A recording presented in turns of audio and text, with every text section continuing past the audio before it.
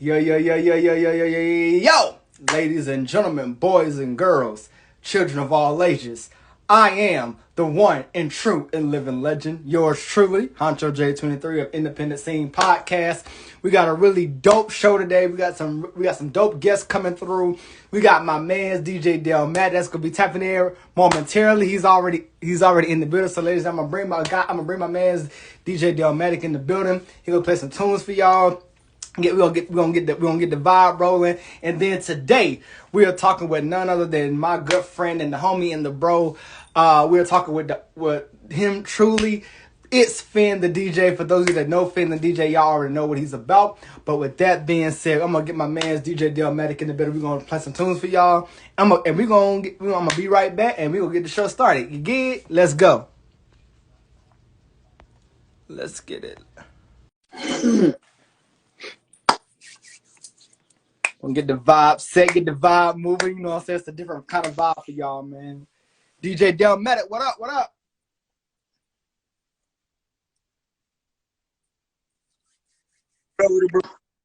What's going on with it, man? What's going on with it? I had to unplug my damn iRead so I can hear. Oh, most definitely. We good, right? We good, right? Oh yeah, we straight. Yeah, just let me know. Just give me a thumbs up whenever you want me to stop. You know, I ain't better here. You know what I mean? Oh, most definitely. All right, so I see. Yeah, like I said, guys, this is Independent Scene Podcast with yours truly, and salute to the homie DJ Delmatic for tapping in with us, man. You know, so he gonna be throwing some tunes y'all way real quick while we still getting the mood straight. But with that being said, yo, DJ Delmatic, give us something, man. I got you, bro. And while he's doing that, like I said, y'all stay tuned, y'all vibe out with us, and then I'll be right back. All right, while he playing those tunes, I'll be right back.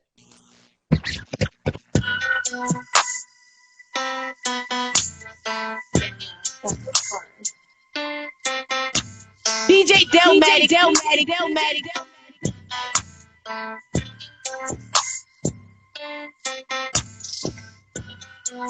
You're all the way live with DJ Delmatic. I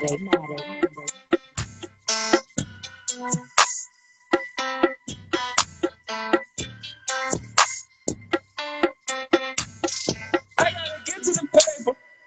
Hey, rock on the stage. Yeah. Do not respond to the haters. They cannot relate. Yeah. Watch out, see class.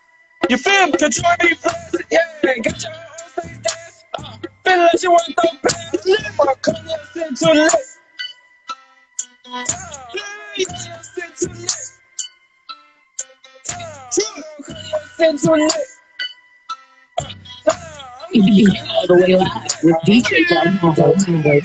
Like those niggas, I'm gonna be the hottest young nigga that's yeah, cheese, I'm talking about business. They keep growing, they want me to detox. Don't know that I'm live, they word on my journal. All this young dope nigga just like some crack rock. Call me young nigga like grease on the stove top. Call me your city, grab Mike in the club. Niggas got blow up and down like some Ford. Yeah, a baby, come straight from that Ford. Every day, I'm out there thanking the Lord. City to city, and state to state. When I finna perform my name and they knowing they fuck nigga chop it, just know I'm not going. I'm counting this money, ain't low, it's growing. They say I'm gon' pop, back I'm gon' pop.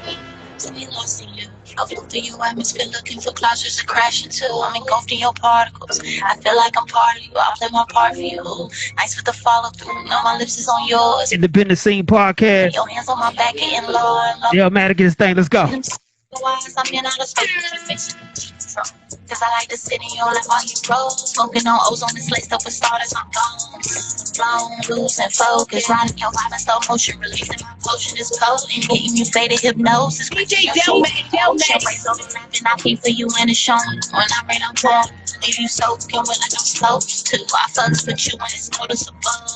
Whatever it is that you want. I'm in your heart. Swim in your flow till I drown in your soul. Now I'm stuck in your zone. No letting go. DJ. I just wanna feel you. Gripping me up like you do. And I just wanna please you.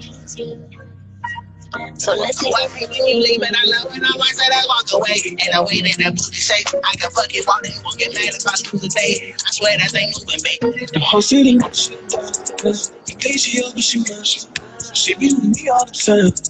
Be with me all the time. Smoking good weed every day, we blowing weed all the time. She tell me good every day, she texting me all the time. Go see the new shit done. You think she yours, but she mine. She giving me all the time, hitting me all the time. Smoking good weed every day, we blowing weed all the time. She tell me good every day, she texting me all the time. I can't give y'all that too early.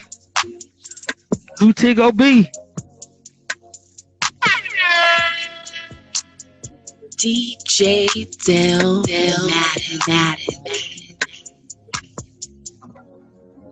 Baby, I sin and I sin again, cause girl, I'm a sinner. But only God can judge me. You know God don't like ugly. I'm kinda hot and you really fine, so maybe we on the same. With you, girl, I'm better. You made me a winner. You made me a winner. You made me a. Maybe we on to something. You know God don't like ugly. And baby, your face is lovely. I'm lucky. Independent Scene Podcast. Jay Thompson, DJ Delmatic. ItsFinTheDJ coming up soon. You're all the way live Who with Tigo DJ B? Delmatic. Let's go. DJ Delmatic. Baby, I sin and I sin again, cause girl, I'm a sinner. You're all the way live with DJ You Delmatic. know God don't like ugly. I'm kinda hot and you really fine, so maybe we on the same. With you, girl, I'm better. Winner. You made me a winner. You made me a. Maybe we on to something. You know God don't like ugly. And baby, your face is lovely. I'm lucky. DJ Delmatic. Winner. You made me a winner. You made me a. Maybe we on to something. You know God don't like ugly. And baby, your face is lovely. I'm lucky. Delmatic, let that thing ring, baby.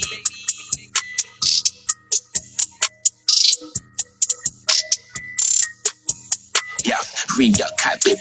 Get what you want, bitch. Did that, well, here it got the real one, then it blowing good. Hey, look at that dope, how I jig. Hit the work in my wrist in it, bitch. Just say, you know it's from behind, smell. Had to open no window, this bitch. My ass like the goddamn cash. Right, they know me, nigga. So he on their ass. You playing this, show me, nigga. Got a low coming in, got a late coming out, and I'm gonna cash out. That's it,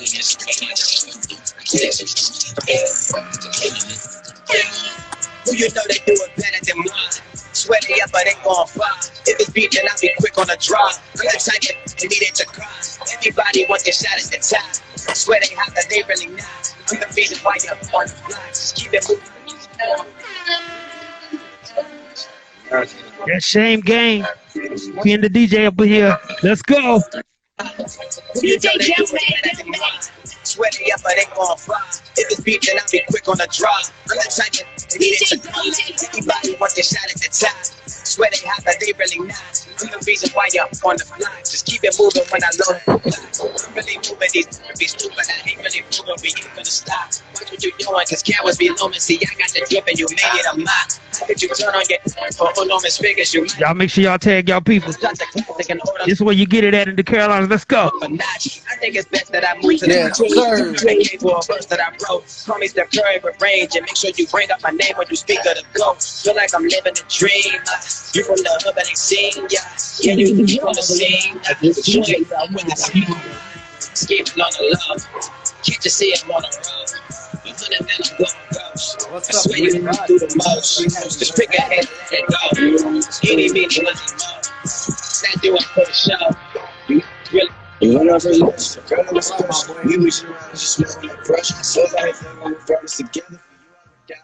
Ladies and gentlemen, welcome to another very special edition of Independent Scene Podcast. Yours truly, Honcho J, in the building. Shouts out to the homie DJ Delmatic for tapping in with us for the one time. You know what I'm saying? You already know how that goes. But today we got a really dope show. Today we got my man's ItsFinTheDJ tapping in with us, man. For those of you that know ItsFinTheDJ, y'all already know what he's about. Know what he's, you know what I'm saying? Y'all already know the energy and the vibe that he's bringing. You know what I'm saying? And I definitely can't wait to get him in here and to tap in with us real quick. For those of you that are new to the stream, please feel free to comment, like, share, subscribe, the whole 9 yards. I definitely appreciate it. And we're gonna get this show on the road. So with that being said, we're gonna get my mans in here, and hope y'all ready for it. All right. So let's get it, ladies and gentlemen. It's Finn the DJ. Let's go. What's up, everybody? I appreciate y'all tuning in, man, for real. Yo, what's good, my boy? What's going on, man? Coolin', man. How you doing, man? Can't complain, you know, always working. Hey, I hear there ain't nothing wrong with that. First of all, man, I want to welcome you back to the platform, man. I appreciate you for doing this for me, man, for real. No doubt. Most definitely. Well, first of all, for all people that don't know you, all new people that's tapping in, let them know who you are, and then we're going to jump right into it, my guy. Well, right now, you know, it's ShameGang. I DJ for Shame. I'm also his manager. Going to go further back into the history. I was also known as Sean Don of the Justice League. You know what I'm saying? We was putting it down for the Carolinas since '99. You know what I'm saying? I rolled with the crew, Little Brother. You know what I mean? Fontaine, Big Pooh. And yeah, man, it's what we do, man. We put out, make money, we travel the world. Most definitely. Well, man, like I said, as I said, man, it's definitely a pleasure, man, to have you once again, man, because, you know, I followed you for quite some time, man, and to be able to, you know, chop it up with you again, man, and just, you know, to kind of, you know, pick your brain a little bit, but also learn some stuff, man, is definitely enlightening, for real. Yeah. Most definitely. All right, so first things first, man. You know, you just mentioned his name. We gotta give a shout out to ShameGang. Y'all already know what it is. You know what I'm saying? So my question to you, working with Shame, man, how has that journey been for you, and what has that experience been like? I mean, it's been dope. At the end of the day, you know, like Shame reminds me of me. You know what I'm saying? When I was coming up, you know, he's super focused.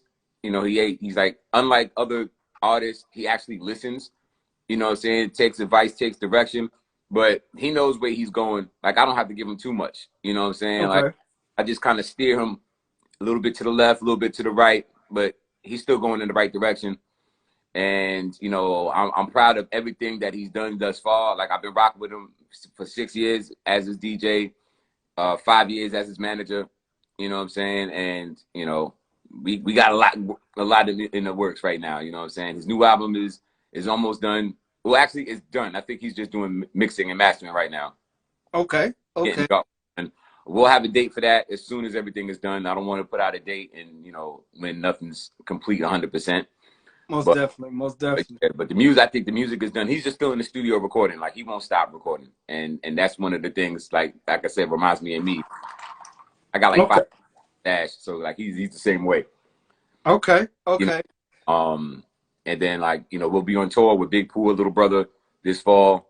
So, you know, Shame is, you know, he got a lot of milestones, man, from touring with Wu-Tang, you know, touring with Conway, you know, all of that. Like, it's a dope journey, man. And it's good to see all the opportunities that's opening up for him right now. And I'm proud of that. Most definitely. All right, so another thing I want to kind of touch base on, he did a show last night. You know what I'm saying? Talk to us about that show, man, and what was the energy like? What was the experience like? And, you know, and once again, you know, seeing him be out there on that stage doing what he loved most. I mean, this show was dope at the end of the day. I mean, you saw the lineup. You know, we had Team Madison, Oasis, Jay Gunn, Mickey Fax. You know, who'd I leave out? I said Team Madison. Wrecking Crew. You know what I'm saying? Representing the Bull City. You know what I mean? Like, it was a tough lineup. Everybody had, you know, was barring out. The energy was high. You know what I'm saying? Great performances all the way through from beginning to end. You know, Team Madison set it off. They set the tone. You know what I'm saying? They came out the gate swinging. So it just kept getting higher and higher after that. You know what I mean? Okay.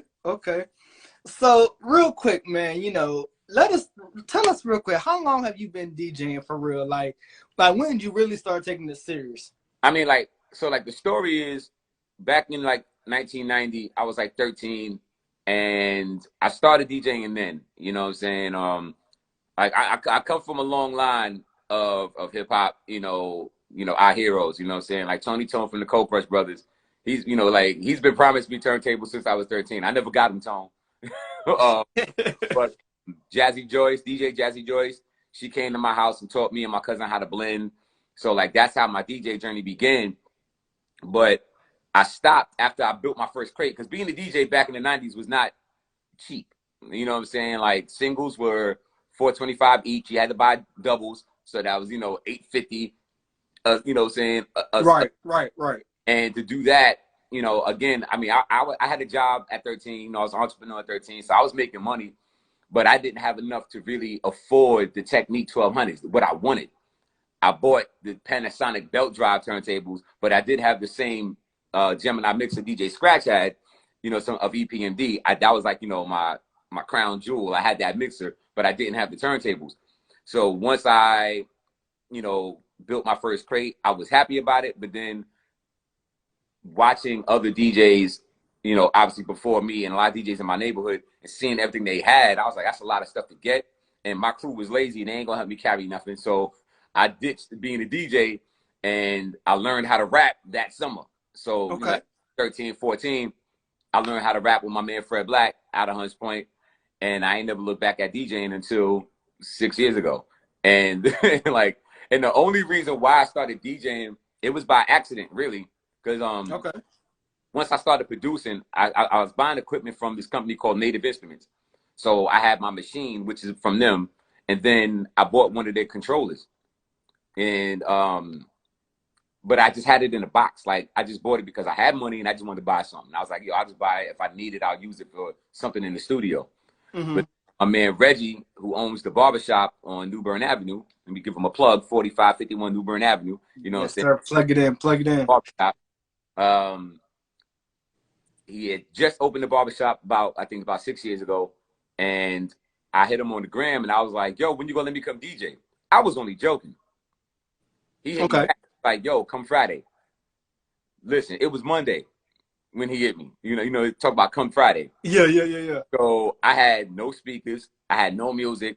So I called my DJ, DJ Flash of the Justice League. I was like, yo, son, I need some music. He said, the house. He gave me about 800 gigs worth of music off the rip. He said, bring a hard drive. I'm going to give you all of this music right now. He gave me music. Then I bought a EV speaker, like a 12, like, you know, saying the 12-inch EV speaker from Amazon. And the Electro Voice, that's the name of the speaker. I bought that, and then I went to the barbershop that Friday, did my thing for like 3 hours, and then Reggie was like, yo, you want to come back and do this like every other week? And I was like, I bet, you know what I'm saying? So I basically cut my teeth at the barbershop on being the DJ, you know what I'm saying? So I DJed at the barbershop for about, you know, I think I did it 3 times, and then like every other Friday, so like 3 times at the barbershop. Then Reggie had an opportunity to promote his business at Packapalooza. Okay. So I DJed for him at Packapalooza. I played 2 songs, and this girl came up to my, you know, to my turntable. She put a card on the joint. She was like, yo, my boss wants to acquire your services. And that was the trampoline park, Sky Zone, the one in Raleigh. So then I stopped DJing at the barbershop because they wanted me to DJ at Sky Zone every Friday. Okay. So they was breaking me off with paper to DJ for them kids. You know what I'm saying? Like, I mean, like, Sky Zone is basically a club for kids, man. You know what I'm saying? Right. They put me on to all the new music. So you think about like 6 years ago, this is when like A Boogie with the Hoodie was popping. Right. I had no idea who A Boogie with the Hoodie is. And he from the Bronx. And I'm like, I have no idea who you are, son. And these like, they got A Boogie with a hoodie? I felt old. I was like, these kids is like 11. And I'm like, who's A Boogie? But I was like, all right, whatever. But they taught me how to play the new music. You know what I mean? Right. So then I did Sky Zone for about a good 3-4 months. And they ran out of money. They couldn't afford me no more. And then after that, Duke University started hiring me. NC State started hiring me. And then a lot of local businesses and corporations in Durham started booking me. So I became a corporate DJ straight off the bat. And it was like, you know, like, I don't do the clubs, you know, saying that's not my thing. I don't want to play trap music all night. That's, you know, I mean, I got nothing against it, but that's just not my thing. You know, like, I like bars, you know what I'm saying? I like level. I don't like, hey, that's yeah. But you know what I'm saying? But it's like, I couldn't be a club DJ and have to play that all night. You know what I'm saying? I like playing music for people who got a mortgage. Right. And like people who got some sense. Right. I agree with that. I definitely agree with that. You know what I'm saying? So that was my thing. So I knew what type of DJ I wanted to be. Mm-hmm. And I wanted to basically be the DJ that can play everything instead of just playing one thing. Like, I don't even want to play 90s music all day. You know what I'm saying? I want to be, I don't want to be the hip hop, 90s hip hop DJ because I'm older. You know what I'm saying? Like, okay. Everything that's actually dope. There's stuff that's today that's dope. I want to play what's dope, not what's hot. All right. And in my perspective, from what I am as a DJ and what is, from a club DJ's perspective, because they're only playing the hot records. Mm-hmm. And it gets repetitive because it's like, you gotta think about it. If you go into the club, you at your house, what are you listening to? The radio. Right. Right? Yeah. You get dressed, you get in your car. What you listen to? The radio. Yeah. The songs they played when you was getting dressed, the same songs they played in the car. You get to the club, what they playing? The songs they played on the radio. Radio. Yep. That's true shit. So I'm like, what are y'all turning up to? You know what I'm saying? Like, the only thing that changed was the venue. Same song. And it's the same song for weeks. Yeah. Until the next I phase feel that. of songs come on, but it's the same thing and it gets repetitive. So I like to have like a certain type of people that want other things. Okay. Like, throw on, a Neil Diamond record and then still throw on a Pharrell record. Okay. Same response. You know what I'm saying? So like that's and I learned that from DJs from my era. You know what I'm saying? I mean, from all the DJs in my neighborhood, like Smoke Black, you know what I mean, Jordan, and then DJs like Kid Capri, Ron G, you know what I'm saying? Like Delmatic, saying like, I mean, I watched Delmatic, you know what I'm saying? Like, he's cut from that cloth. You know what I'm saying? Like, I watched them and I learned from them over the years. So that's how I really learned how to be a dope DJ. I have like a great memory of going to the clubs in the 90s and seeing why we got hyped to certain songs. And that resonates to today. You know what I'm saying? So I just sat back and watched. I'm a student. So from like today, I learned from Delmatic, I learned from DJ Flash, I learned from DJ Skills, you know what I'm saying? Like, DJ MC. Right. And like these people I partied with, especially when I was at North Carolina Central, hanging out at State, hanging out at Duke.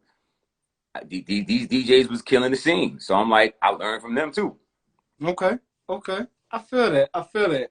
All right, so real quick, and I definitely, I definitely appreciate that response, man. Definitely a lot of knowledge and wisdom within that response. So we do got a question from the people, man, and we got somebody that wants to know, how did you get locked in from Sky Zone to doing college scenes, man? Yeah, I just saw that question. That was basically by chance. Like, I started a profile on this site called Gig Salad. Okay. They found me there. So, like they saw my profile. I just built my whole profile, put like all my photos up and, clips of other parties I've done. And then I forgot what his position is, but he runs like the grad, the grad chapters, So like found me there. And after I did that first party at Duke, he was like, yeah, I'm calling you directly from here on out. And then every year I did their parties, you know what I'm saying? So that's how I transitioned from Sky Zone to Duke. And then the same thing happened at State. State found me on Gig Salad. And then from there, I was in a Rolodex. It was like, yeah, we're not going to book you on that site no more. We're going to book you directly. You are our, preferred vendor at this point. And then everybody else, it was by word of mouth. Like, a lot of people seen me at certain parties, at certain functions, and then booked me from there. I also started DJing for T-Mobile. Oh, shit. Okay. Who found me on Gig Salad. You know what I'm saying? Okay. And then what it was, after I did like 3 gigs, and then I did 1 in Durham. Uh-huh. And then, like, when it comes down to DJing, it's not just playing the music. With me, it's the whole thing. It's how I dress. It's how I look. So one particular day, I was wearing, it was in just like the springtime. I was wearing my Adidas tracksuit and my, my Run DMC hat. Right. The guy that works at T-Mobile was the the regional president. Basically, he oversaw the whole entire state of North Carolina. Okay. He walks in and he sees me and I'm playing MC Light. And he was like, you're gonna be the DJ for all the openings. You know, because like what they do is that when there's a promo or a new store, they hire DJs to do those events. So he was like, no, he's like, I forgot I was at work because the way you look, and the way you was playing that music, I took him back to when he was like in his, early teens, rocking to these jams. Right. You know what I'm saying? So like, but I didn't know who he was when he walked in the door. So it wasn't like this was a planned thing. Okay. At the end of the day, by the way I looked, I was going to play that music anyway. Okay. But when he walked in, it was just perfect timing. And it was just a part of the package. And it was like, yo, like, I like this. Like, he's not playing the typical music most DJs going to play. Most DJs will just play, I won't say most, excuse me. Some DJs will just go for the low-hanging fruit. Right. On the radio, we're going to play that. Like, nah, I'm digging this stuff that you forgot to play. Yeah. You know what I'm saying? I basically play music to bring out a feeling, a moment of nostalgia. It's not just what's hot. You know what I'm saying? Right. So when he saw that, he had that feeling and he was like, yo, you the DJ. He basically got promoted and moved to New York to oversee the New York, you know what I'm saying, section for T-Mobile. But he still calls me. He's like, yo, whenever you're in New York, I want to book you. Okay. He's like, yo, what's up? You still want to do it in North Carolina? I will put you in contact with the new boss over there. Right. You know what I'm saying? And then that's another thing. It comes down to building relationships. You know what I'm saying? It's like, I can be honest with you right here. I'm in Wake Forest. In a 100-mile radius, I can point out 10,000 DJs who are doper than me. No problem. Doper. Way better. You know what I'm saying? Cut, scratch, do everything. Way better than me. Right. The difference is, with me, I do business. Yep. I'm booked. And I get paid more than a lot of other DJs. You know what I'm saying? Most definitely. Most definitely.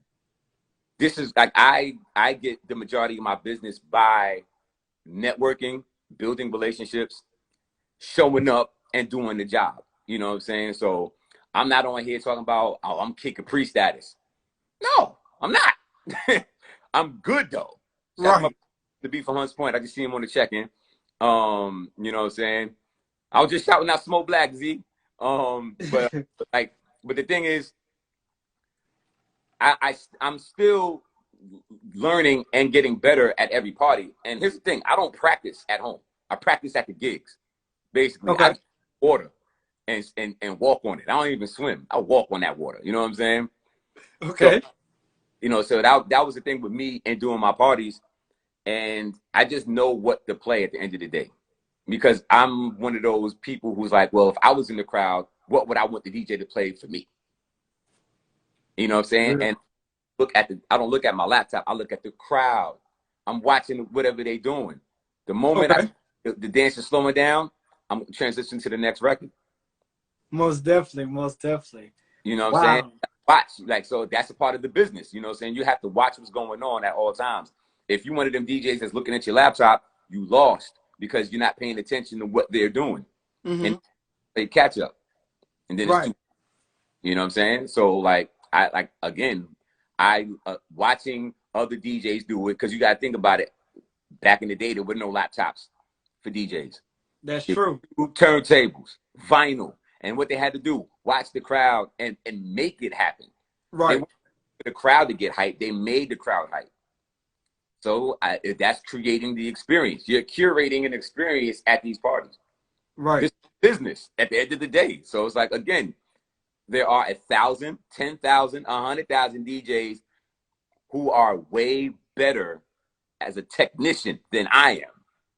But my business acumen puts me up there.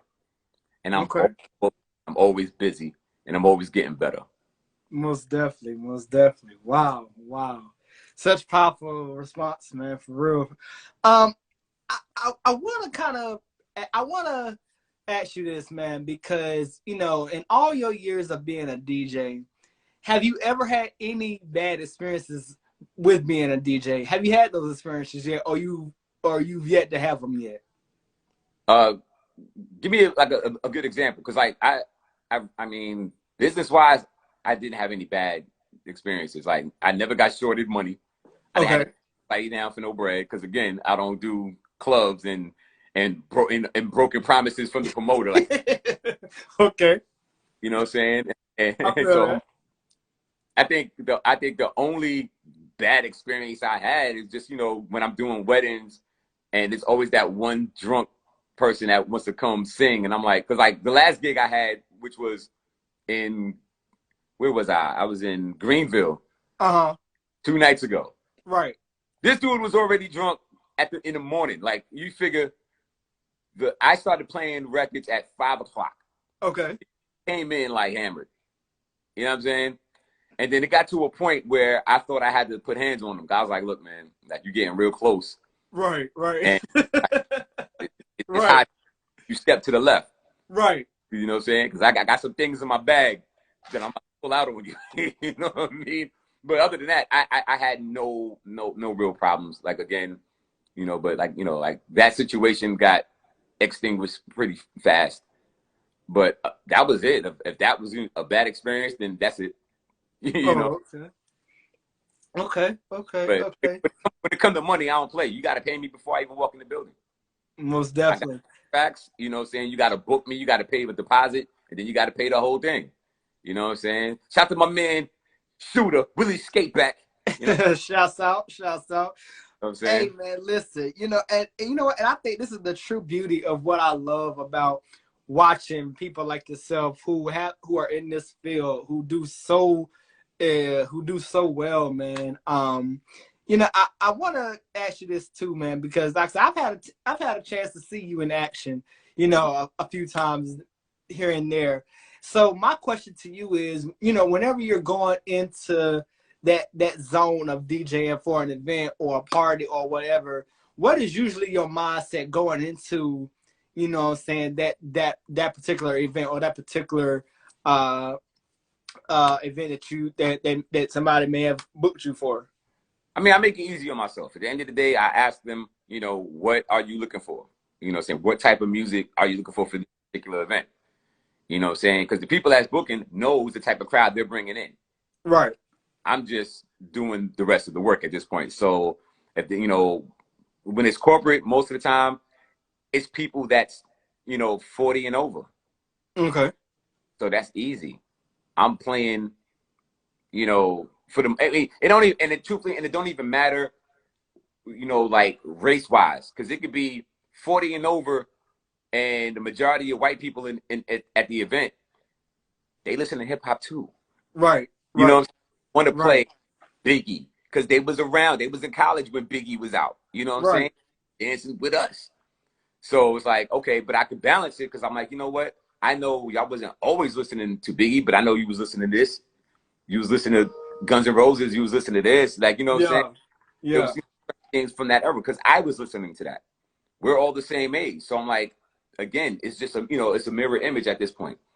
But again, it just comes down when it comes to booking. I ask them, you know, what type of musical experience they're looking for. Because they never just say, surprise me. They say, yeah, you know, like one party I did in South Carolina, she was like, everybody at this party is going to be like 75 and older. So, you know, play us like the 70s grooves. Play us, you know, play, you know, Earth, Wind, and Fire. Play, you know what I mean? Like, yeah. Like, okay, you know, play, you know, some stuff from further back than that. And I'm like, okay, cool. I got that. I got beach music. I got, you know, we can do everything. So I'm like, I have an extensive collection of music. And now and you know, say now I got Tidal. So it's like, it's even easier. I mean, shout out to that because I asked him about Tidal. He was like, yeah, you're going to need that. So again, learning from the best makes me better. Okay. So let me ask you this. So what has been the most, or not even so much the most, but what has been, you know, the typical genre that you will play or the most requested genre that you play whenever you are doing events? Is there a particular genre or preference that people pretty much go for whenever you're DJing? Not really. I mean, it's basically it's even because like when I'm doing pool parties at, you know, like apartment complexes, you know what I'm saying, I'm playing pop music and, you know, from Taylor Swift to Dipset. You know what I'm saying? It's like Okay. watching the crowd. You know what I'm saying? I'm watching the crowd. Like you'll know. You know, you can kind of like get a sense of who people are when you play a certain record and you see how they react. Right. You know what I'm saying? So like a lot of the pool parties I've done, it's just like listening to G105. Okay. You know what I'm saying? For everybody that's in, you know, North Carolina, y'all know what I'm talking about. New York is Z100. You know what I'm saying? Those pop stations playing like I said, Taylor Swift, I'm losing names, but you know, along those lines. Okay. You know what I'm saying? You playing those type of records and you know, and they're vibing to those. And then it gets to playing those heavy club joints where it's like borderline EDM, you know? Right. Because they, you know, playing like Pitbull. Like, you play them records at the pool party, oh, they doing this. You know what I'm saying? Like, because again, they're not there to really dance at those parties. They just want to vibe. And they're playing, you know, they're playing like little games on the side of the joint. You know what I'm saying? Like, they just looking for that good background music. So, most part, that's where I'm playing that type of music. If I'm doing, you know, it basically, it just comes down to the type of event, to be honest with you. So like, and my events, they vary. Okay. Okay. So let me ask you this. So, you know, and I'm pretty sure you've had, you know, this experience as well. You know, when it comes to DJing kid parties and birthday parties and things of that nature, you know, what is the atmosphere like usually when DJing, you know, perhaps a kid's party or a birthday party? What is that usually like for you? It's the same thing. It's just clean music. I got, you know, because I don't download the dirty versions anyway. Okay. Corporate, I got to play clean. Okay. So I'm already prepared for kid parties because at the end of the day, what do kids listen to? The radio. Right. Right. So the kids listen to the radio. Their parents listen to the radio. So I'm playing the same records that their parents listen to, just the clean versions. Okay. Okay. There'll be some records I won't play. Like I won't play WAP at a kid's party, even if it's clean. I'm not gonna play that because I have a moral compass and know that this song is not appropriate for this age group. So that I will omit, and I'm like, nah, I'm not playing that. But I will play, I'll play certain records, but there'll be a couple of French Montana records that I can play. Okay. I'll just play the first verse and the hook and we out of here and go to the next one. But like, I won't go for like the overly hypersexual songs at a 9-year-old birthday party. I'm like, no, I'm not doing that. All the line dance records they got out right now, I'll stick to that and I'll play some safe records from, what's on the radio, like, cause there's a gang of records out right now. Mm-hmm. And then again, I'm blessed to not have to do too much of that because I don't want to have to keep learning a whole bunch of new songs. Like, I'm not in that market. That's not the market I'm putting myself into. Right. Music from the 60s, 70s, 80s, 90s, early 2000s, and I could sprinkle in a little bit from 2010 and 2020. You know what I'm saying? Okay. So like, again, like, you play Drake, you play Wayne, you play, Cole. I don't want to learn a lot of all the littles. The only little I like is Lil Baby. Okay. Because he's actually dope. You know what I'm saying? Okay. TikTok, go for the kid parties. I don't even go there. I'm not on TikTok. Like, I don't care to learn those. You know what I'm saying? Because they gonna dance to what I'm playing to anyway. Most definitely. So, all right. So let me ask you this real quick. I want to kind of take a travel back in time, man. Take us back to the time when you was a kid, man, growing up.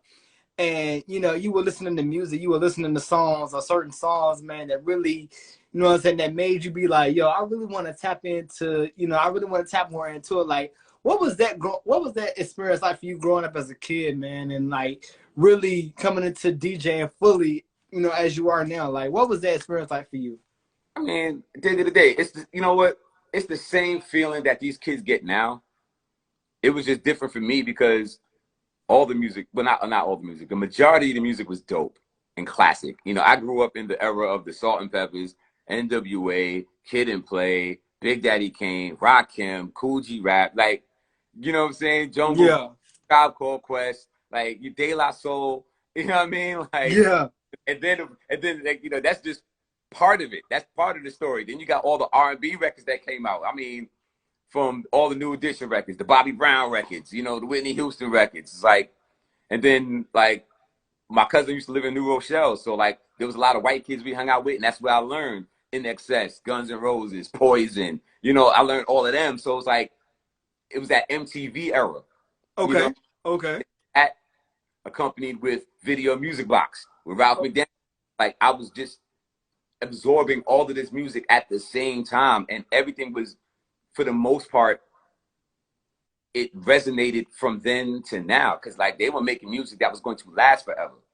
Okay. Now doing that, and that's not even most, you know, like the majority of the artists' fault today, because they don't know no better. It's the people that's facilitating to put the music out.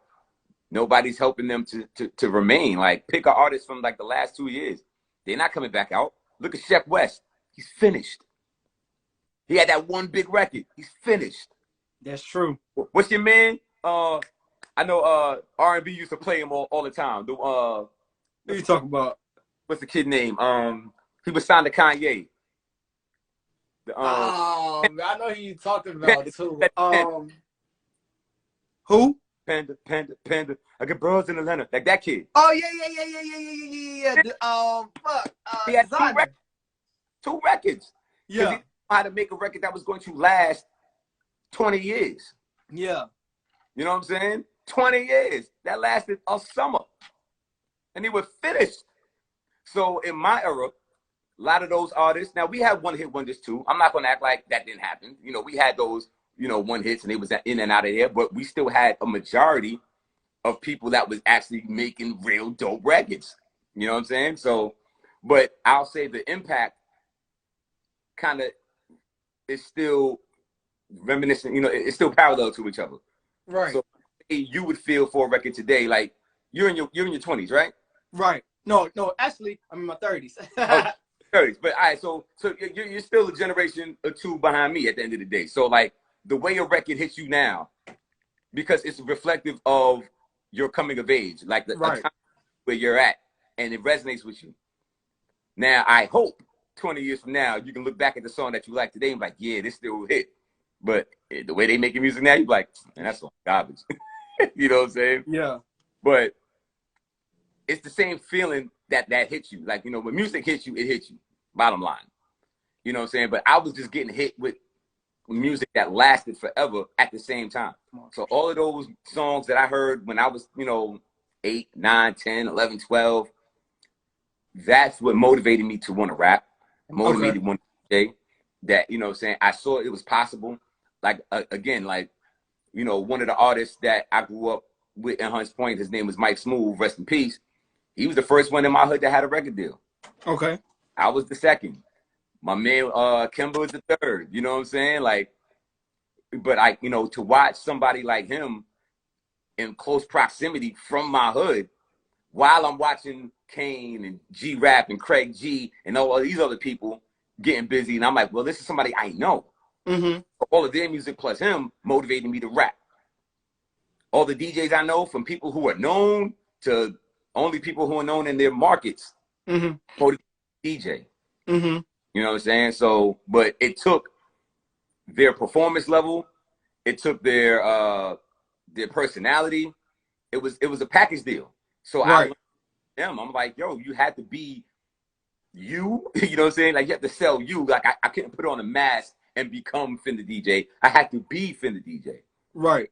Just like I was in awe of watching DJ Smoke Black from Hunts Point, and he out there killing it in New York. You know what I'm saying? Really killing it. Watching him being a big DJ just in the, because matter of fact, his first party was for my sister. Wow. Okay. Party in my building. Okay. And, like back in the co-op in Hunts Point in 750 Fail, I watched him in his first party, and looking at him now, I'm like, yo, like, you knew what you wanted to do. Right. And you did it. And you ain't never do nothing else but this. And you make a living off of this. Right. Inspired me to make a living off of that too. So I was like, well, if Black can do it, so can I. Right. You know what I'm saying? Gotta have, again, that you have to see it to, you know, to make it materialize. Mm-hmm. the rest comes down to how you handle your business. Wow, wow, man, that there, man, that's iconic, man. When you have somebody like that can, come in and do what he do best, like that's really what really sets it off for real. So here's another question I got for you real quick, just out of curiosity, man. So, when you're traveling here and there, and you're DJing at, in different locations, different spots, man, is the atmosphere in the diversity always, what I'm saying, for you, at least for you in your sense, is it always a lit situation, or is it always kind of just, kind of chill, kind of, what I'm saying, kick back, what I'm saying? What is, when it comes to traveling purposes, what is that like for you? It's all the same. Like I take every gig with the same intensity. I'm like, I came to do what I came to do. You know what I'm saying? My thing is, like, no matter where I go, everybody's gonna know FinTheDJ was in the house. You know what I'm saying? So I go with it with the intent to kill. And it's like, nah, I'm gonna do my thing. And I don't care who's in the building. Jazzy right after me, I'm gonna represent. He's gonna destroy the building. Yeah. But they're gonna remember the guy that opened up the party. They go like, right. That guy at the beginning, like, of course, y'all here to see Jeff. Of course you're here to see Jeff. Yeah. For Maceo, a De La Soul, me and Big Pooh in Durham, we opened up for Maceo. I'm like, this is crazy. But it's like, yo, the crowd remembered what me and Pooh did. Of course, Maceo went and destroyed the set. That's what he do. He's been doing this for 35, 40 years. Yeah. You know what I'm saying? But like, nah, like, it's like, I still got to go in as a prize fighter with my eyes on the belt. Like, I got to go win. Okay. It doesn't matter what market it is. It doesn't matter the age group. I got to go do my thing. You know what I'm saying? Okay. So let me ask you this. So when you're out, right, and you're scouting, and you're watching, the young and up and coming talent that's coming up through the ranks, you know what I'm saying? What is your advice to the up and coming talent, what I'm saying, that's coming up, rising through the ranks, that want this, that's doing the rapping and the singing and the, and possibly they may want to be a DJ perhaps. And like, what advice and tips can you give them in a sense to kind of steer them in the right direction? Learn the business. Like, end of the day, learn the business. I mean, just think about it. You turn on the radio. Out of the 10 records that they play in the first 15, 20 minutes, how many of them are actually dope? Right. Out of records, 9 of them are trash. Yeah. Like, no skill set, but they're on the radio. You know why? Because they have the business behind them. It ain't about who's the dopest rapper no more. Because if it was, none of them would be on the radio. It'll just be Cole, Kendrick, and Pusha T on the radio today. Like, out of everybody that's on the radio right now, there would be no, the baby from Charlotte. He'd be out of here. He'd be washed because he don't have the dope skill set. Dope like Kendrick, but nobody cares anymore. So it's about the business. So, but the baby got a strong business team behind him. Yeah, he be doing like the craziest to keep him in trouble, but it's like, dog, if you stayed out of trouble, he'd be in a better position right now. Right. But even with trouble, his name is still ringing because the business is behind him. It ain't his that made him pop. It's the business. You know what I'm saying? So, of course, work on your craft off the top. I mean, that's numero uno. Work on your craft because you want to be here for more than a summer. You don't want to be a TikTok, sensation that had that one dance. Because, like, look at that the girl that did the song Bust It. Exactly. She's finished. Yeah. But see, the thing is, she had that one song before it popped. You know what I'm saying? Right. I agree. Record, but she wasn't in the space of, well, let me make more records. She had just that, everybody got that one hit in them. And no follow-up. So she didn't have the work ethic to go back in the studio. She didn't have the team behind her just saying, yo, we need more. Because you know what's going to hit. With music, it's like the lottery. You got to have a song in the dream. What songs you have, the more opportunity you have to win. Right. Put a lot of people $1 and expect to win. Sometimes you got to spend $100 to win something. So you got songs. You had one song. It hit real big on the internet. It hit real big on TikTok. Then it made its way to radio. Right. Then what happened? It got ice cold out there. It did. It did. It definitely did. It definitely did. She was out in the cold with a thin sweater. You know what I'm saying? Yeah. Look at the chick that did the song Not From Atlanta. Mm-hmm. I remember that. Got everybody's attention. Finished. Yeah. Because she had nothing else to follow up with. Finished. Most definitely. Most definitely. So, Illmatic said she got records. They playing catch up. She's finished. If they got to catch up, she's finished. She is, though. She's finished. They're supposed to have them records in the deck off the top. Like, she should have had, like, Illmatic, you should have had 15 records from the time she released that first one. You know what I'm saying? They should have had Illmatic single pack. Right. Right. Song, clean, dirty, instrumental, acapella, B-side. Nothing. So if you got no follow-up and no work ethic to come back, like Megan should not be in anybody's way. That's true too. Like, that's true. She's a sensation. But she had records. She did. This is why Megan is still here. She has records. I may not like them all, but I can't deny them. Right. I can't. Oh, what she do? She went in the studio, made more. Cardi B, same thing. Mm-hmm. I know a few of her ghostwriters. You know what I'm saying? Yeah. But what she do? Went in the studio, made some more records. She ain't did. Yeah. She ain't stopping party, you know what I'm saying? Whatever that song was, you know, I mean, but like she had more in the cut. Yeah. And they gave mad records out. So I'm like, yo. But yeah, that's they were the same label, but did she have heat behind them other joints? They was all mid. It don't matter. Because at the end of the day, if you had two artists on the same label and both of them had heat, you put both of them out. Right. Right. You know what I'm saying? Like, yeah. I mean, Rockefeller did it. It wasn't just Jay-Z. Right. You know, everybody on the same label, and everybody was getting paper. Everybody was charting because everybody had more records. When you ain't got records, when nothing special about you, you had that one hit, and then you finished. Right. So to that point, you know, you said, you know, the more records, the better. I feel like the more records, the better. So do you feel like with today, with the way that music has shifted now and transitioned now, do you feel like that feel good music that we had way back then could be brought back in 2022, or do you feel like it takes a certain artist to bring that back? Everybody can make feel good music, you know what I'm saying, and it doesn't have to have that same sound from back in the day either. They can make new feel good music. At the end of the day, it's just supposed to make you feel good. There's no idea. I'm not looking for a boom bap record in 2022. I would love it, but I'm not looking for it. I just want the record to hit. I just want that record to feel like, yeah, this is good. Like, I like Snow Allegra. Okay. I don't know in the paint.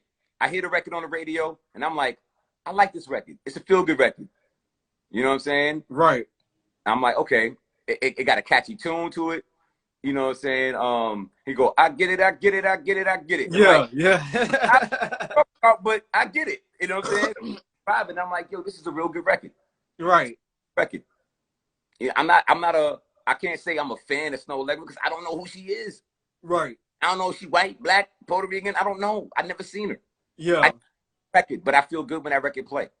Right. But then I did the knowledge. Oh, I'm like, oh, she got more records. Okay, that's not her only one. But they're actually, like, cause she in the studio working. Yeah. Lotto, that's another one. You know what I'm saying? Like, I ain't go front. I thought she was gonna be a one and done. But yeah. She stay in the studio. I respect her. I'm like, yo, and then I see her peers talking about her. And I'm like, oh, so there's more to this girl than you know what I'm saying, than meets the eye. Cause she's putting in the work. See, Snow is a vibe. You know what I'm saying? So, you know, like, again, it comes to the artists that take their craft very serious, know the business, put the two together, you be all right. Most definitely. So I want to. All right, so real quick, and again, definitely dope response again. I want to kind of piggyback for a second because going back to Shame, working with him, you guys both together collectively have put out some really dope shit. So my question to you is, for anybody that may want to work with you in any type of form or fashion, what are you looking for from them in order for them to be able to somehow, some way work with you in some capacity? They gotta work. They can't just expect to be on. They can't rely on talent alone. They gotta work. They gotta come up with plans and figure out who they are. Like like you need to know who your audience is now. Like especially now. Like everybody got a phone. This is your gateway to the rest of the world. But it's like but the thing is, we live in a time where 30 to 40,000 songs are uploaded a day. Mm-hmm. You know what I'm saying? At the minimum. Mm-hmm. So it's like, who are you speaking to as an artist? Because I have to know who. I have to know who your audience. What do they look like so we can point you in that direction? Right. You can't just be like, "Yo, I'm dope." Yeah. Like everybody don't like Jay-Z. Right. The dopest planet. Right. But everybody don't like Jay-Z. It's crazy to me, but it's like it's the truth. Right. Right. Like, I'm good on Hove. You're good on Hove. You know what? I don't even want to have this conversation with you. Whoever you like is whoever you like. I'm gonna leave it alone. But to say I'm good on Hove is crazy to me. But that proves my point. Hove is one of the greatest, but where his people are. Mm-hmm. He's not trying to please everybody. Right. You know what I'm saying? You can't sell 100,000, 100 million records every time you come out. You can't. That's true. You know what I'm saying? Right. So Hove is always going to go platinum, but he knows where we are. He knows where the people that's going to buy his albums are. Mm-hmm. He catered to us. That's it. He's like, nah, you know what? We all got older, Hove. We with you. I bought a house too, Hove. I got Hove. You know what I'm saying? My Maybach outside too, Hove. What's up? Like, but you know what I'm saying? But again, like you have to. That's the thing. My fault. The thing I love and respect about Shame is he understands where he wants to go as an artist. He understands who his fan base looks like, what they sound like. You know what I'm saying? Like you can pinpoint who a ShameGang fan is now. Mm-hmm. And all we're doing is cultivating that and growing it one fan at a time. Have that expectation of, we're going to go crazy. We're going to get like 10 million followers today. Just get me one. Right. Just one person you today. And then 1,000 days from now, we got 1,000, heavy ShameGang followers. Because now, if we can get them to tap in and spend $70 each, you know what I'm saying? You make some bread today. Every release, you can do a new t-shirt and couple it with a single, come up with a plan. You know what I'm saying? Like things like this. Like he thinks about on a daily. He calls me every day. He's like, I got a new idea, Dunny. I got a new idea. And I'm like, well, let's do it. Let's put it down. Yeah. You know what I'm saying? Like I want to find artists that are not afraid to fail. Who's ready to try something. Mm-hmm. Be the most like craziest idea. I don't even like, and the thing is with me, I don't necessarily have to see the vision. As long as you see it, help me see it. Mm-hmm. I can't see it. You know what I'm saying? Like sometimes, like me and Shane, we got to a point where like we can see everything together. You know what I'm saying? Like, all right, we're here. I understand. Right. But it's really big, and I'm like, you know what? If I tried to do it, it may not work for me. But you know, I want you to do it though. Mm-hmm. So I encourage it. You know what I'm saying? And then if it fails, it was like, all right, cool. What else are we gonna do then? What you know what I'm saying? Like, what else? What else you got? Let's try that then. You know what I'm saying? Right. Try, fail, win. Okay. And you know what I'm saying? And we always end with a win. Okay. You know? So like that. All right, so look, let me ask you this. So what was it about Shame himself, aside from the music, that made you be like, yo, this is the guy that I know that, if whatever we did together collectively was gonna be something phenomenal. Like what made you set your sights clearly on him, aside from all the other, dope, talented artists that are out here. Right. Yeah. Aside from the music, Shane was just focused. Like he always used to ask me questions. Like before I started managing him, that's what made me really tap into him, because he was like, "Yo, I want to do more business wise." He's like, "Yo, what else am I missing? I need this. What do I do to get this?" Like he's asking questions most artists don't ask. Most artists ask like, "Yo, where can I go record?" They don't even know about split sheets. He does. You know what I'm saying? He was already trademarking his name. That was like he trademarked his name a long time ago, and I'm like, yeah, it's people like Shane that impress me the most, because it's like, you know what? He's putting in the work to be here forever. He's not working on being here for the summer. Right. All these rappers out here, they working on summer internships. Okay. He's ready to own the company. You know what I'm saying? I see that. I definitely see that. So that's the difference, with between him and a lot of people. You know what I'm saying? So that's why you only see me really working with him. You know what I'm saying? Definitely. The artists that I work with that I don't manage, like I definitely chop it up with Eternal heavy. You know what I'm saying? Like, Eternal wanted me to sign him back in the day to go to them. But I was like, nah, I think there's a bigger opportunity for you to do it on your own. I'll still give you the game though. Like, right. Because like, again, I'm not one of those artists or label owners that only want to give you the game if you run with me. You ain't got to run with me for me to give you the game. Right. I'll give you the game if you're going to actually use it. Mm-hmm. So this is what Eternal is doing his thing. You know what I'm saying? He calls for counsel every month and a half, 2 months. Yo, big bro, I just want to run this by you. Yeah. Talk to you for 2 hours, dog. What's up? Because I know he's going to apply it. Right. And Shane on a million levels, because he's like, well, yeah, you my DJ and my manager. I'm soaking up all the game. And then again, he has his own direction. He has his own motivation. I'm just, saying, I'm just playing the assist at this point. Right. I'm throwing the alley-oop. He's scoring. I'm like, yo, okay, try this one. Bang. You know what I'm saying? I'm just that want to invest in them and do more. You know what I'm saying? It's like, because there's always going to be a rapper better than you around the corner. There's always going to be. There's always going to be somebody doper, but it's like, are they going to last longer? Right. I know a gang of rappers from in the Bronx alone that was better than me, but I was the one in Double XL. I was the one in the Source magazine. I was the one on tour with Little Brother. I was the one that was going out and doing what we thought they were going to do. Mm-hmm. No. It was me, because I put in the work. Right. Period. That's it. It's like I picked up the baton from what Mike Smooth laid down and showed me what was possible. Him getting his record deal and me seeing his record in Flipside Records on Simpson Avenue in the Bronx.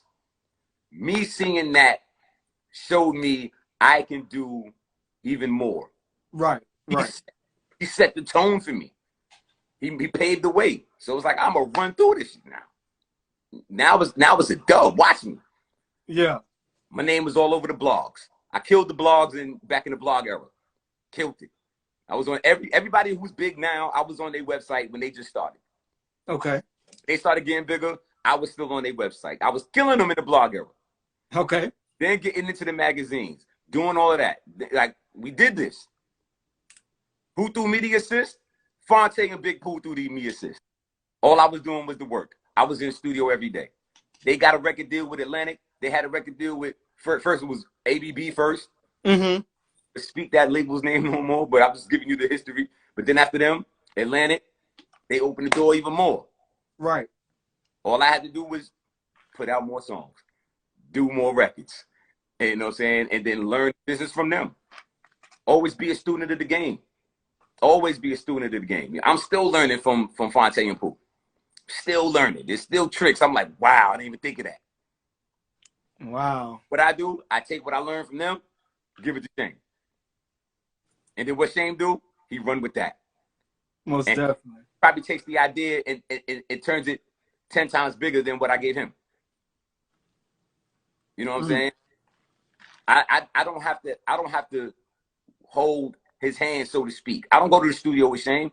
Right. He's in the music. I don't even been to the studio with Shame once. Yeah. Just once. And that was, as a matter of fact, the only time I've been in the studio with him was because he asked me to be on a record with him. Okay. That's the only time I've been in the studio with him. To watch him with him. Okay. I gave was over, Mr. What's that, Millie? Millie Yeah. up. I gave was dead. Dead. Gone. Okay. Okay.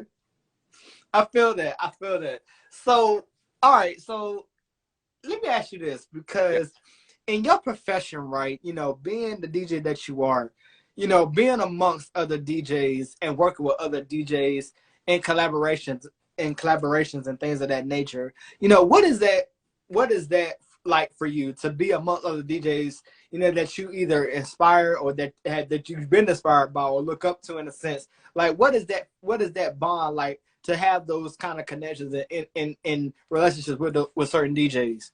The blessing and the privilege. Because Okay. he game to keep going forward.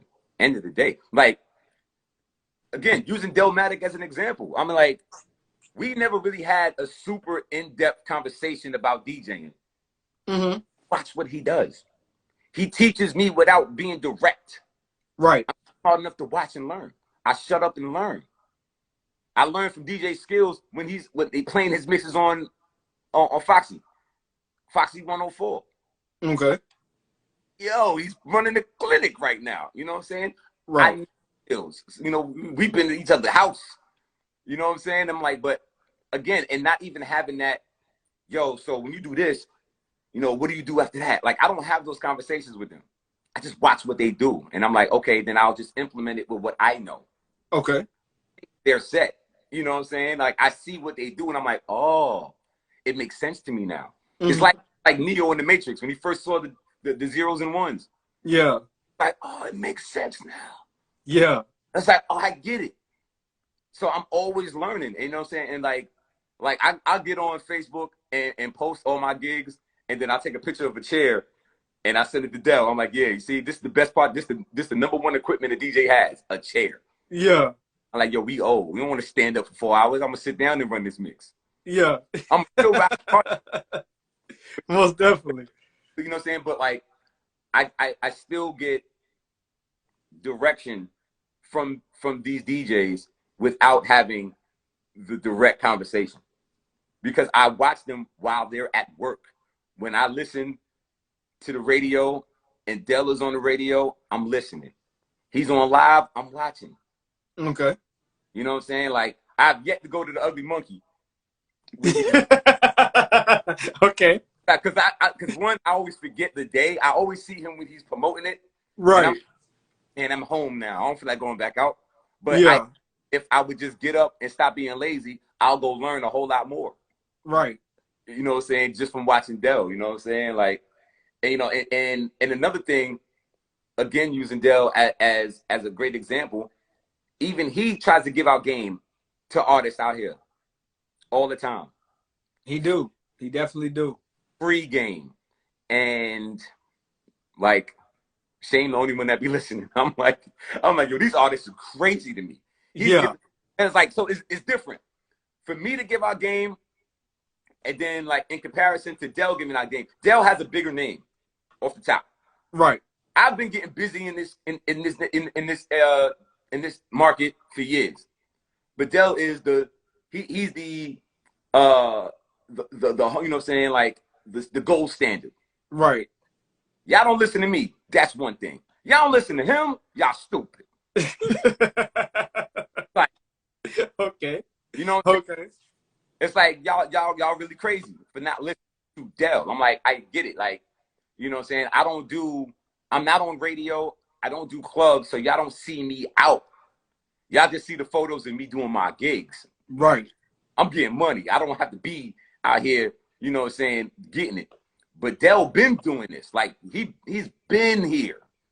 He's been Delmatic. You know what I'm saying? Like, this is not something that just happened a year ago. Delmatic has been Delmatic for a long time. I agree. That he has been. that he has been. All the T's, dotted all the I's, and became who he is from all the years of doing that work. So he was very visible and accessible to people. So I wasn't too accessible to people because I was always out. I'm on the road. I'm in Europe. Like me and LB going. Like we out. Yeah, yeah. But Del was here and he's trying to tell y'all, look, you need to do it this way. You trying to get your music out to other DJs, you need your DJ pack. Holla at Delmatic, get your DJ pack. Yeah. Who holla at Delmatic? I'll wait. I'll wait. Matter of fact, Yeah. Del's in the chat. How many emails you got to do your Del pack? Watch him say like 2. You know, sometime out of the kindness of his heart, he'll just do it on his own, like, yo, here. Yeah. But I'll say that's a very small amount of here. Like, nah, you got to get that, you got to pay for that. But it's, you know what I'm saying? It's worth the money because it's like, this is how DJs accept music. He's telling y'all how to properly get the music out. So if y'all not taking the advice of somebody that receives music on a daily basis, who plays music on the radio on a daily basis, who plays music at the clubs damn near on a daily basis, because they'll be booked. You know what I'm saying? Del's always booked. He's playing records damn near every day. He got one today. Right. You know what I'm saying? Did they do the DJ pack? Did they send him the records? Did they cut him, you know what I'm saying, figure out what it's going to take to, you know what I'm saying, to really break in to the radio game? Like, everybody must be played on the radio, but nobody must understand how it works to be on the radio. Right, right. You know, and here he is talking about, here's the game, here's the game, here's the game. Everybody's watching TikTok dances and not listening. Wow. So, you know. That's dope.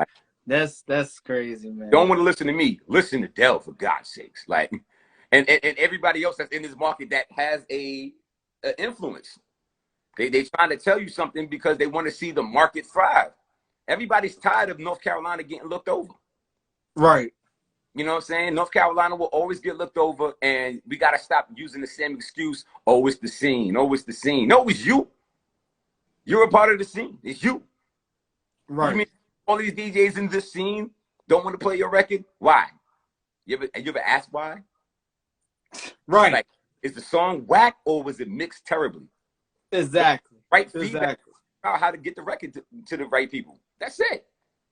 You got engineers like, you know what I'm saying, the engineer kid. You know what I mean? You got engineers that's out here that can clean your record up so you can give it to Del. You can give it to everybody else. You know what I mean? They're not out there networking and trying to talk to people. I'm like, yo, A-Dub from K97, she got a wealth of knowledge as well. I'm like, yo, hit her up just to, you know, like, yo, you know, like, can I ask you a question? How does this work? There you go. If you have the time. If you have the time. I know, like, I know you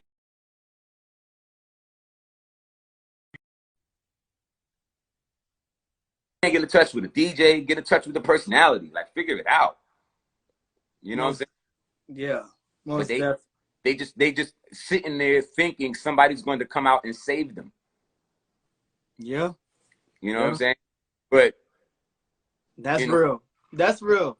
In a way, we are saving them by giving them this free game. They just don't understand what the blessing they're receiving. They just thinking that, no, if you don't play my song on the radio, then you're not helping me out.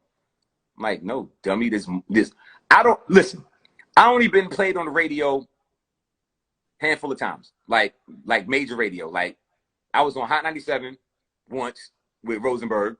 But you know what? That didn't make my career. Right. You know what I'm saying? I've been on, you know, DJ Premier played my records. Like, a lot of known DJs played my records. But radio didn't make my career. My career was made by selling directly to the customer. I built my fame. Being on TV did not help me sell more records. You know what helped me sell more records? Being a doper rapper. Like, just like making doper music and then selling doper merch and like put it together. Talk to my fans. Build my fans. That's it. I talk to them like when I was living in New York in 2003, before I moved back to North Carolina. I did my first mixtape. It's called Slow Leaks. I paid my rent in New York off of my mixtape, and this is before e-commerce was really a thing. Like no selling CDs on a web store in 2003. You had to go to like we had our own message board called The Lawn by my man Bushnell and Cesar Comanche. I had a fan base that was on that joint. So I was like, yo, I got a mixtape. You want to buy it? Send me a $10 money order. Yeah. People was just going by faith that I would send them a mixtape. Like, there was no guarantee. You couldn't get no return. Yeah. It was actually going to Western Union, getting the joint, writing their name, like write my name, pay order 2, send me the joint. And then what did I do? I already had 17 songs on that mixtape, but I was smart enough by doing a personalized freestyle at the end of every purchase. All those people that bought that mixtape are still my fans today and still buying stuff today. You know what I'm saying? It was just about being in tune with the people that you're selling your records to. Right. And they're lifetime fans. So they follow me on being a rapper. They follow me on being a DJ. They follow me being a producer. They follow me being, I got my own cooking show called Vegan Made Me on Foodie. Oh, shit. Okay. They're fans of that because they were fans of what I did in 2003. I built a brand off of that one thing. And then I expanded. And it was like, yo, okay, now whatever Finn do, I'm rocking with it because he's going to give me something more than just, okay, here's something I created. Here you go. Like, no, this, and this. Wow. So it doesn't matter if you're a DJ, if you're a rapper, if you're a road manager, like, have more to what the job is. And that just opens up more opportunity for you to take advantage of it by the people that's going to funnel money to you. I mean, that's it. It's just business. If you don't have business, you have nothing. And with that being said, hey, that's straight facts 101. You know what I'm saying? Yeah. Most definitely. All right, so real quick, man, listen, I can keep going on and on, man, but my time is winding down. But with that being said, FinTheDJ, I want to say, first of all, man, I definitely appreciate you, man, for tapping in with us again, giving us these gems, this knowledge, man. I hope that you guys learned a lot, I hope that you guys gained a lot, you know what I'm saying? And, I definitely support everything that you're doing, man. I definitely am a big fan of yours as well as Shame's, you know what I'm saying? So, so I definitely can't wait to see what's next from the both of you. Yep. But real quickly, man, there's one thing that you want the people to remember about you as being a DJ and being yourself totally. Like, what will be that one thing? Like, what will be that one thing that you want people to know about you always? I'm paid, baby. I'm booked and I'm paid. Okay. That's business, man. That's it. Business. That's the real. That's the real. It's like the business is always done. Most definitely. Most definitely. Well, with that being said, ladies and gentlemen, this has been my time. I am the one and true and living legend, Hunter J23 of Independent Scene Podcast. Special thanks to my amazing guest, the one and only, my homie, my bro, FinTheDJ, for tapping in with us and giving us these gems, man. Definitely, as always, a pleasure and an honor chopping it up with you, man. Definitely can't wait to see what's next for you, my boy. And for more interviews like this and further on, you can go to my IGTV page and check them out. Or you can go to my YouTube channel, www.youtube.com/Independent Scene Podcast. And you can catch dope interviews such as this one, man. This one will be uploaded tonight, 12 o'clock p.m. or 12 o'clock a.m. So make sure you guys stay tuned for that. But with that being said, this has been my time. FinTheDJ, we appreciate you, bro. Thank you for tapping in with us, man. And we definitely look forward to bringing you back once again, time again, to see what's next for you, my boy. All right? All right, then. Most definitely. With that being said, ladies and gentlemen, this has been my time. I'm your host, Honcho J, and we'll see you next time, guys. Peace. Most definitely.